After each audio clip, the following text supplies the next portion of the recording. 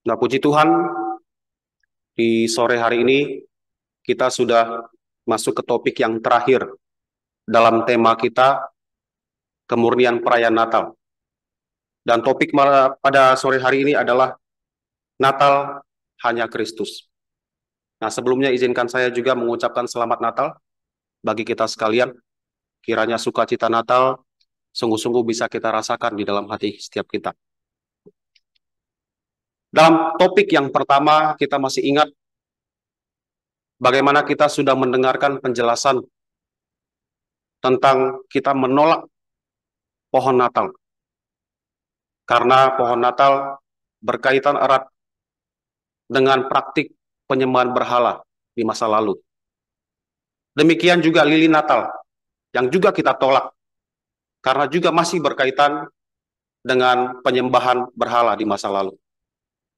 Dan kemudian yang terakhir di minggu lalu kita juga sudah mendengarkan khotbah bagaimana kita juga menolak Sinterklas atau Santa Claus masuk ke dalam gereja karena ini adalah seorang figur ataupun saya katakan sebuah maskot yang sama sekali tidak ada kaitannya dalam perayaan Natal. Dan hari ini kita akan melihat dari satu ayat firman Tuhan. Lukas pasal 2 ayat 11. Ini adalah perkataan malaikat kepada para gembala di malam kelahiran Yesus Kristus ke dalam dunia. Dari ayat yang singkat ini, saya harap kita akan bisa melihat tentang apa sebenarnya yang kita rayakan di dalam perayaan Natal ini. Nah, mari kita lihat teks kita, Lukas 2 ayat 11. Dikatakan oleh firman Tuhan, hari ini telah lahir bagimu. Hari ini adalah hari yang sudah dinantikan oleh banyak bangsa. Hari yang sudah dinubuatkan oleh para nabi di dalam kitab suci. Bahkan dimulai sejak Nabi Musa sampai kepada Nabi Maleaki. Tidak henti-hentinya Nabi Tuhan berkata tentang hari ini. Bahwa hari itu akan lahir seorang juru selamat. Akan lahir seorang penyelamat ke dalam dunia ini. Hari yang dinantikan oleh setiap orang beriman dari sepanjang segala zaman. Kitab suci mengatakan bahwa Abraham ketika melihat harinya Yesus, dia bersuka cita. Nah, saya masih teringat ketika saya dan istri saya menantikan hari kelahiran buah hati kami. Pada saat bayi kami masih di dalam kandungan, kita merasakan sebuah kebahagiaan, excitement, ya menantikan kapan bayi ini akan lahir. Dan ketika bayi itu lahir, sukacita itu semakin besar kami rasakan. Nah, demikian juga tentang berita kelahiran Sang Juru Selamat ini. Ketika dinubuatkan, orang-orang menantikan dengan penuh sukacita. Dan ketika hari itu tiba, sukacita yang besar meliputi setiap orang yang menantikan hari itu. Nah, kita bisa melihat dari isi doa Simeon ketika Yesus dibawa ke bait suci pada hari ke-8 untuk disunatkan. Di dalam doanya dia katakan kepada Tuhan, biarkanlah hambamu ini pergi dalam damai sejahteramu, seperti yang telah engkau firmankan. Karena mataku telah melihat keselamatan yang telah engkau sediakan bagi bangsa-bangsa. Bagaimana orang-orang beriman di masa lalu melihat kepada hari ini dengan penuh pengharapan, dengan penuh sukacita, dengan penuh kebahagiaan. Hari di mana Sang Juru Selamat itu dilahirkan. Dan di hari ini, di hari Natal ini, malaikat membawa pesan kepada para gembala dan kepada kita sekalian yang ada di sini. Bahwasanya hari ini telah lahir bagimu Juru Selamat. Nah, Juru Selamat di sini berbicara tentang Tuhan Yesus. Ya, kalau kita baca di dalam Matius pasal 1 ayat 21, dikatakan bahwa Maria akan melahirkan anak laki-laki dan Yusuf akan menamakan dia Yesus. Karena dialah yang akan menyelamatkan umatnya dari dosa mereka. Jadi kembali bahwa kedatangan Tuhan Yesus adalah untuk menyelamatkan manusia dari dosa-dosa mereka. Dan kalau kita untuk memahami hal ini dengan secara menyeluruh, kita harus kembali kepada kitab Kejadian. Bagaimana di dalam kitab Kejadian, oleh karena pemberontakan satu orang manusia, maka maut menjalar kepada setiap orang. Karena manusia semuanya telah berbuat dosa.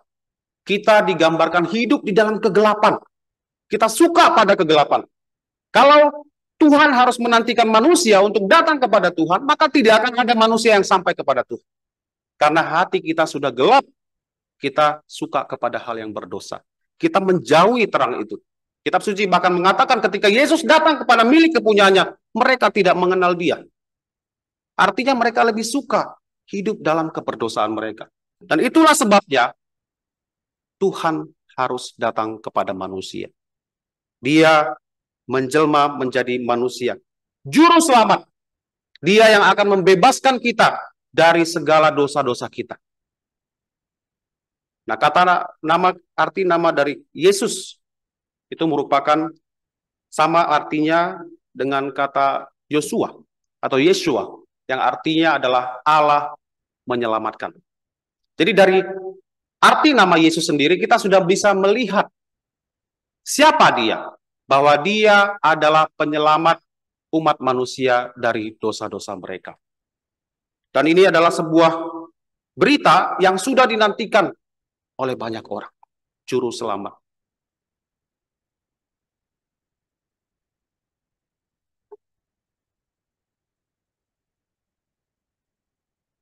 Allah begitu mengasihi kita. Kalau kita renungkan dengan seksama, ya, apa jadinya kalau Allah tidak mencari kita? Kita layak untuk berada di tempat penghukuman kekal di neraka. Kita pantas untuk dihukum. Dan Tuhan adil ketika dia melakukan hal itu. Tapi karena kasih-Nya yang begitu besar kepada kita, dia telah mengutus seorang juru selamat, yaitu Yesus Kristus ke dalam dunia ini. Itulah yang kita rayakan ya dalam perayaan Natal. Nah, kata Natal sendiri berasal dari bahasa Latin, yaitu natalis, yang berkaitan dengan kelahiran seseorang. Dalam bahasa Inggris kita dapatkan kata nativity, ataupun langsung dikaitkan dengan hari kelahiran Tuhan Yesus Kristus. Nah, memang di dalam kitab suci kita tidak melihat secara rinci tentang tahun, bulan, bahkan tanggal kapan Yesus dilahirkan.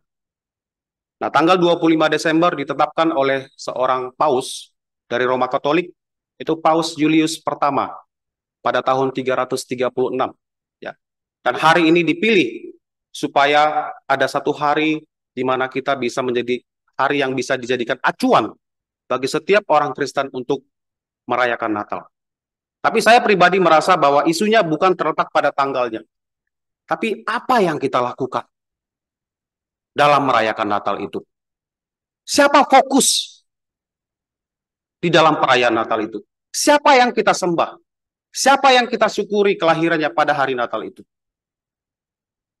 Firman Tuhan katakan, Juru Selamat telah lahir bagimu. Dan dalam ayat ini juga kita melihat identitas lain, ya, tentang anak yang lahir ini. Dikatakan yaitu Kristus. Nah, Kristus artinya yang diurapi oleh Tuhan. Di dalam bahasa Ibrani-nya adalah Mesias, bahasa Yunani Kristus. Artinya yang diurapi Tuhan, yang dipilih Tuhan secara khusus untuk menyelamatkan umat manusia dari dosa-dosa mereka. Tentu saja orang-orang Yahudi pada masa Tuhan Yesus salah memaknai tentang kedatangan Mesias ini. Ya, mereka mengira bahwa Mesias datang ke dalam dunia untuk membebaskan mereka dari perbudakan kerajaan Romawi pada masa itu. Tapi kitab suci mengatakan bahwa Mesias datang untuk pertama kalinya untuk menyelamatkan manusia dari dosa mereka. Kedatangannya dan misinya adalah secara rohani untuk menyelamatkan manusia dari dosa. Nanti kita tahu dalam kitab Wahyu bahwasanya Raja Mesias ini akan datang sebagai raja untuk memimpin segala bangsa. Jadi Kristus adalah nama lain yang diberikan kepada Tuhan Yesus, gelar yang lain yang menandakan bahwa dia adalah raja yang sudah dijanjikan. Kembali, bahwa kedatangan Mesias ini juga sudah dinubuatkan jauh-jauh hari. Ya. Bahwa dia akan datang membawa pembebasan bagi umatnya. Bagi mereka yang percaya kepadanya. Kemudian nama lain di sini juga disebutkan Tuhan. Nah, ini adalah sebuah identitas yang sangat jelas tentang siapa bayi yang lahir di Bethlehem ini. Nah, kalau kita baca dalam nubuatan Nabi Yesaya pasal 9, salah satu gelar yang disematkan kepada bayi yang lahir dari seorang perempuan Buddha ini adalah Allah yang perkasa. Menandakan bahwa bayi ini bukan manusia biasa. Bayi ini adalah Allah yang telah menjalma menjadi manusia. Rasul Paulus mengatakan dalam suratnya bahwa ini adalah rahasia yang agung dalam ibadah kita. Allah mengambil rupa sebagai seorang manusia.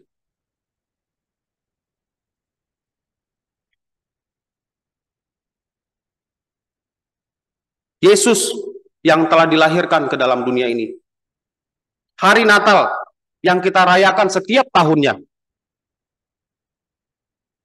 adalah juru selamat yang sudah dinubuatkan untuk membebaskan kita dari dosa-dosa kita.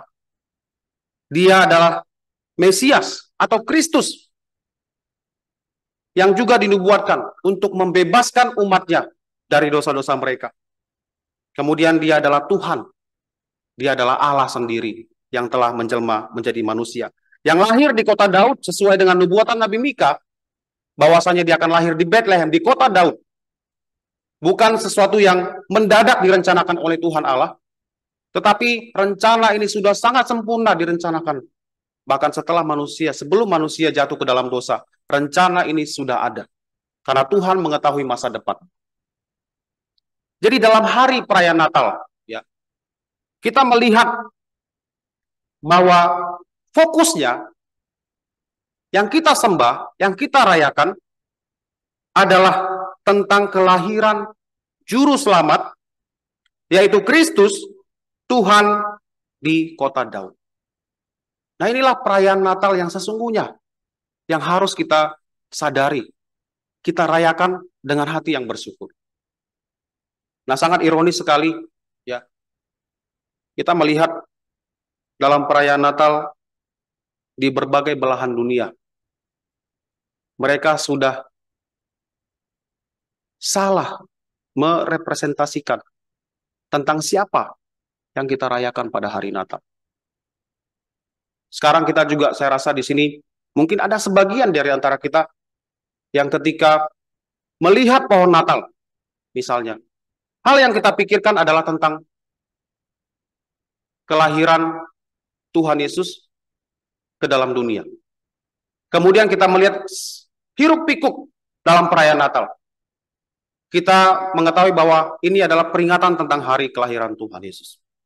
Sesuatu yang harusnya tidak perlu ya ada di dalam gereja, di dalam perayaan Natal. Karena fokus kita akan ditarik, akan semakin kabur. Ya. Dalam perayaan Natal, orang-orang tidak lagi melihat kepada kelahiran Sang Juru Selamat ini. Mereka hanya merayakan hiruk pikuknya saja. Tapi tentang apa yang dirayakan, tentang siapa yang dirayakan, itu kabur.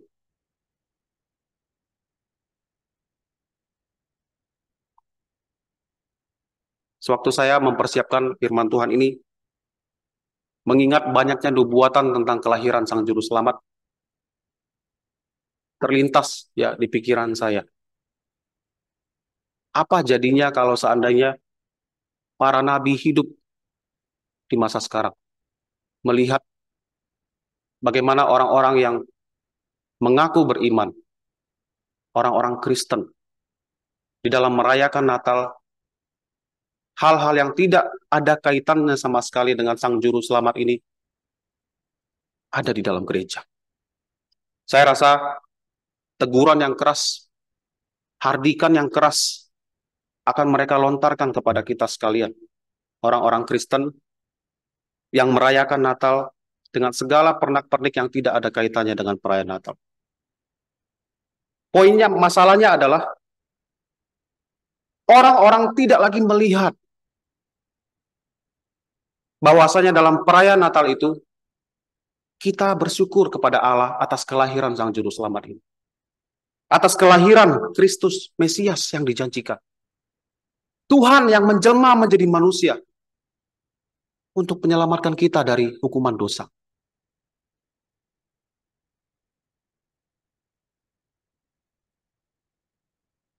Meskipun tidak ada perintah di dalam kitab suci bagi kita untuk merayakan Natal, tapi ketika kita melakukan ibadah perayaan Natal ini, tujuannya adalah untuk beribadah kepada Tuhan, untuk memuliakan Tuhan. Kalau dalam bahasa sehari-hari, kita menyebutnya sebagai hari ulang tahun. Ya. Nah, saya coba pakai bahasa yang lebih sederhana, hari ulang tahun Tuhan Yesus Kristus. Meskipun itu kita tidak pakai sebenarnya.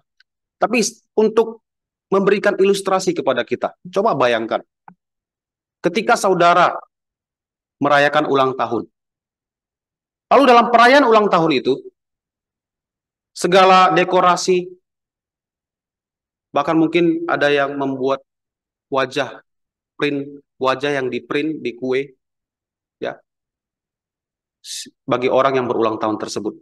Dan wajah yang di-print bukan wajah saudara. Dekorasinya juga tidak mencerminkan kepribadian Anda. Kira-kira apakah kamu senang sekalipun orang merayakan hari ulang tahun kamu pada hari itu?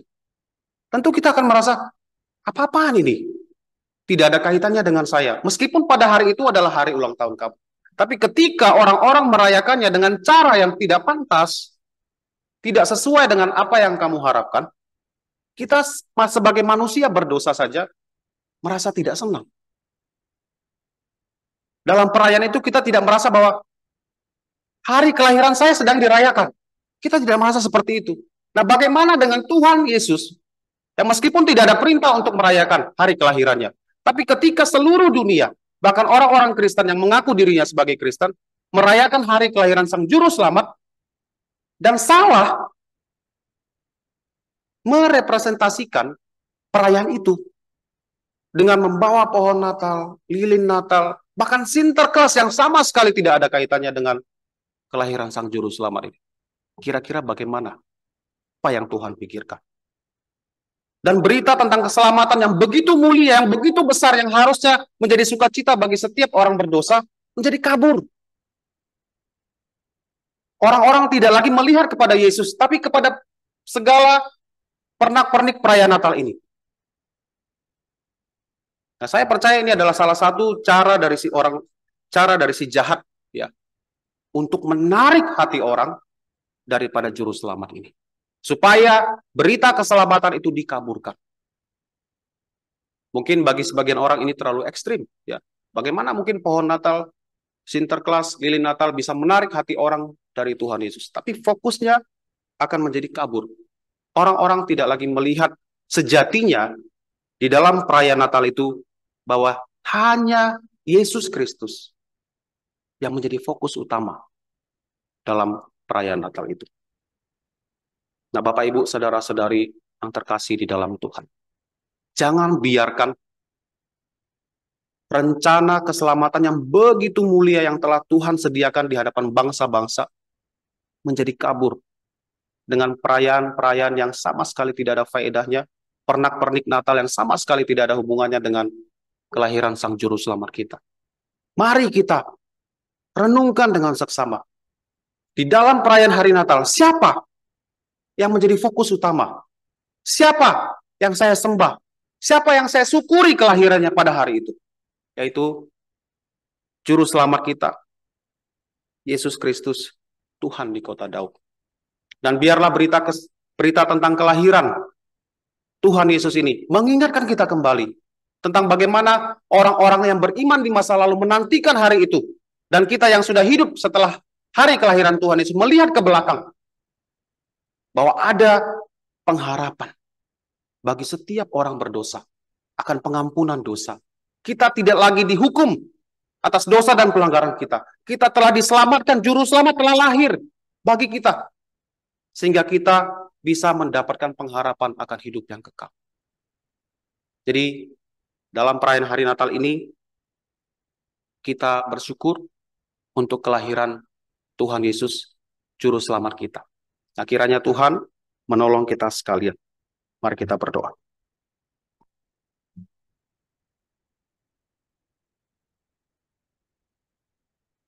Ya Tuhan Allah Bapa kami, yang bertata di dalam kerajaan sorga. Kami sungguh bersyukur mengingat kembali akan kasih-Mu yang begitu besar kepada kami manusia berdosa. Bagaimana Engkau telah mengutus putra-Mu yang tunggal, Tuhan Yesus Kristus, untuk datang ke dalam dunia ini menjelma menjadi manusia, mencari kami, orang-orang yang hilang, agar kami tidak binasa, tetapi beroleh pengampunan dosa dan mendapatkan kehidupan yang kekal. Biarlah dalam perayaan Natal ini, hati kami selalu konstan diingatkan bahwasanya kami bersyukur, bersuka cita oleh karena Juru Selamat kami, Kristus Tuhan, telah lahir di kota Daud. Sehingga kami bisa dengan benar bersyukur di hadapan Tuhan. Dan sukacita yang kami rasakan ini adalah sukacita oleh karena keselamatan yang sudah kami peroleh, yang telah Engkau sediakan bagi bangsa-bangsa.